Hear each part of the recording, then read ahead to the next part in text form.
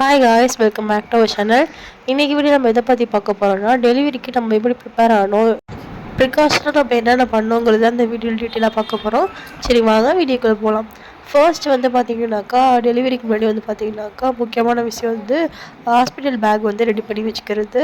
அந்த வீடியோ வந்து நம்ம சேனலில் ஏற்கனவே போஸ்ட் பண்ணியிருக்கோம். லிங்க் வந்து நான் டிஸ்கிரிப்ஷனில் கொடுக்குறேன், ஐகார்டி கொடுக்குறேன். பார்க்காதவங்க செக் பண்ணி பாருங்கள். கண்டிப்பாக நியூ மாம்ஸ்க்கு வந்து ரொம்ப யூஸ்ஃபுல்லாக இருக்கும். செக் அவுட் பண்ணி பாருங்கள். நெக்ஸ்ட் வந்து பார்த்தீங்கன்னாக்கா, டெலிவரி ஆனதுக்கப்புறம் வந்து நம்மளால் வந்து டாக்டர் சொல்கிற வரைக்கும் நம்மளால் ஹேர் வாஷ் பண்ண முடியாது. அதனால் சரி ஓகே அப்படின்னு சொல்லிட்டு எனக்கு வந்து பார்த்திங்கன்னா மண்டே வந்து டெலிவரி டேட் கொடுத்துருந்தாங்க. நம்ம சாட்டர்டே வந்து பார்த்திங்கன்னா நல்லா வந்து ஆயில் பாத் வந்து பண்ணியாச்சு.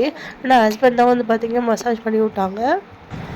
டெலிவரிக்கு முன்னாடி வந்து பார்த்திங்கன்னா நம்மளால் பண்ணுற விஷயம் வந்து டெலிவரிக்கு அப்புறம் வந்து கொஞ்சம் டேஸ் வரைக்கும் நம்மளால் பண்ண முடியாது. யாரோட ஹெல்ப் நமக்கு தேவைப்படும். அதனால் அன்றைக்கி என்னால் என்ன பண்ண முடியுமோ அதெல்லாம் சொல்லிவிட்டு நான் கொஞ்சம் சின்ன வேலையெல்லாம் பார்த்துக்கிட்டேன்.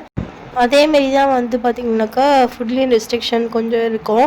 நம்ம டெலிவரி அதாவது ப்ரெக்னென்ட் டைமில் வந்து பார்த்திங்கனாக்கா ஃபுட் ரெஸ்ட்ரிக்ஷன் ஆல்மோஸ்ட் நம்ம வந்து எடுத்துருப்போம். இது சாப்பிடக்கூடாது, பேபிக்கு நல்லதில்லை அப்படின்னு சொல்லிட்டு.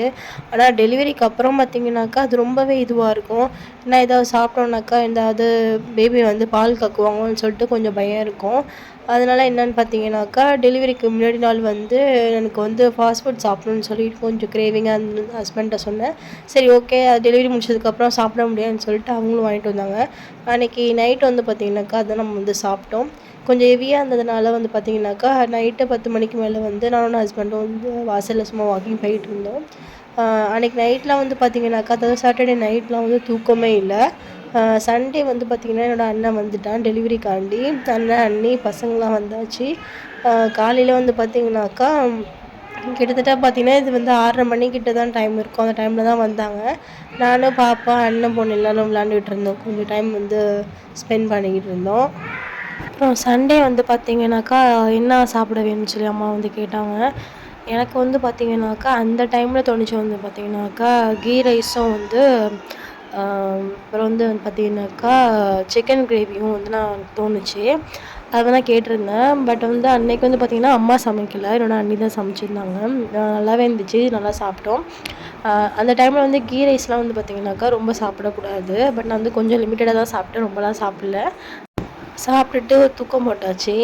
நைட்டு வந்து ஈவினிங் வந்து பார்த்திங்கனாக்கா பாப்பா வந்து பொம்மை கூட வந்து விளையாட ஆரம்பிச்சிட்டா. பாப்பா பாப்பான்னு சொல்லி தட்டி கொடுக்குறது, ஃபீட் பண்ணுறது, எப்படி தூக்கிட்டு போகணும், எப்படி வைக்கணும்னு சொல்லிட்டு அவள் வந்து ப்ராக்டிஸ் பண்ணிகிட்டு இருந்தாலும் என்னென்னு தெரியல, தானாகவே செஞ்சிட்டு இருந்தா.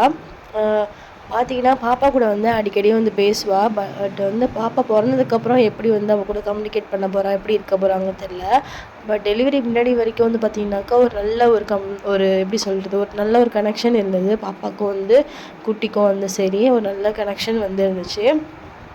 டெலிவரிக்கு முன்னாடி நாள் தான் வந்து பார்த்திங்கனாக்கா ஒரு நல்ல ஒரு கொஞ்சிறது அந்த மாதிரி பண்ணிகிட்டு இருந்தா. பார்க்கவே சூப்பராக இருந்துச்சு.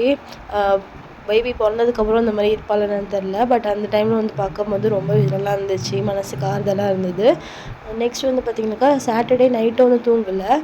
அதேமாரி சண்டே நைட்டும் வந்து பார்த்திங்கன்னா எனக்கு சுத்தமாக தூக்கம் வரல. ஒரு 2:30 ஆகிடுச்சு, அப்பயும் வந்து தூங்கலை. பாப்பாலாம் தூங்கிட்டா.